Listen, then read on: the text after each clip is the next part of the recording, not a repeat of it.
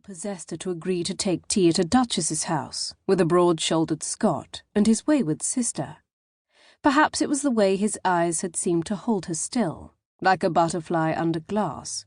A part of her simply could not catch her breath when he looked at her, even though she had been strict with herself and kept her eyes from him except to frown. She had felt his gaze on her. It lingered like the warmth of a sun she had never felt before. Perhaps she had simply run mad. So the next day, she set aside her misgivings in her borrowed room in the house of her aunt, and dressed in her ugliest gown. Aunt Winifred Whittaker, whose last name Prue had adopted, looked her over, inspecting her disguise for flaws, as she always did before Prue went out into the world. Her aunt's unswerving gaze always on her was one more reason she was finally seeking employment as a companion, out in the world, no matter how odd or unpleasant the family she ended up with might turn out to be. No one would watch her as her mother's sister did, always searching for a defect. "It will serve," Winifred said at last, "but I think that bonnet could do without the flower." Prue glanced at the wide glass above the mantel that served to reflect both sunlight and candlelight across the room, making the small sitting room brighter. The tiny white rose she had tucked into the brim of her ugly bonnet was out of place, no doubt of it.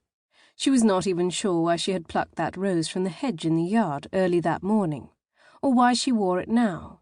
5 years ago, when her brother had died and her family had fallen into ruin, she had given up beautiful things. The sight of that one rose was not pert or pretty, but sad. "No doubt you are right, Aunt," but Prue did not move to throw it away. "Well, I think you might better serve God and your fellow man by living here and working for the poor with me," Winifred said. "But as you have your heart set on serving in some nabob's house, there is little I can say in the matter." Prue's heart was bent not on service, but freedom. She did not tell her aunt that, however. "Miss Harrington seems quite well brought up for a tradesman's child. She needs a bit of polish, but I think I will be able to see her married within the year." "Not in society, surely?" Winifred's cold tone was coloured with a touch of genteel horror. "Nabobs have their own society, Aunt. I am sure the girl will make a very good marriage among her father's peers." Winifred sniffed. "Indeed? As long as they don't delude themselves into thinking she might marry quality, as you might have done, had you not been so foolish." Prue sighed. It never took long for her aunt to bring up and disapprove of her past choices. A marriage without love was a marriage without honour. Her father had taught her that. Never one to move in society herself, her aunt had never fully grasped how complete Prue's ruin was. And now, as a 25-year-old spinster securely on the shelf, with no money and no family name to speak of, she was better off on her own. Prue would leave her aunt's house and make her own way in the world. Nabob's daughters were kinder than quality, and their fathers paid better. The brass clock on the mantel struck the hour. "I must go, Aunt. The Harrington family is waiting."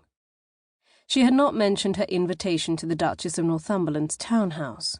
Winifred would have protested that such an invitation from Highland barbarians was a dishonour in itself, but she also would have insisted on coming along, if only to see the Duchess. Lying to her aunt was easier than dealing with her for the entire afternoon. "Don't let their commonness rub off on you, Prudence," her aunt said, unable to let her leave in peace. She seemed to relish the nasty parting words that would ring in her niece's ears for the rest of the day. "Never forget, no matter how foolishly you behave, that you are an earl's daughter." Prudence swallowed her ire, closing her mouth on words she longed to say. For the sake of the memory of her mother, she held her tongue until she could speak with respect. "Indeed, Aunt, I never do." With Alexander safely married and on the way to Devon with his young bride, Robert could breathe easier. The problem of what to do with his wild sister was still unsolved, but he thought he might see a solution glimmering in the distance, like a pearl gleaming in the depths of the sea. "A companion," Mary Elizabeth said. "What for?" "For company," Robert answered.